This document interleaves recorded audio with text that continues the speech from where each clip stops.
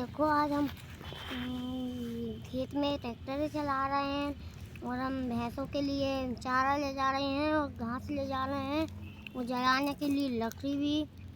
और हमारी ज़मीन में चल रहे हैं जो ट्रैक्टर। इस बार हमने 3 ट्रैक्टर फाइनेंस करवा लिए हैं।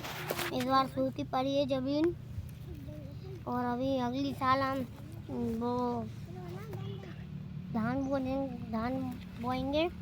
और अब हम घर जा रहे हैं। प्लीज़ वीडियो को लाइक करें, चैनल को सब्सक्राइब करें। चलो ये आ गया है अपना घर। चलो ये आ गया अपना घर। चलो यहाँ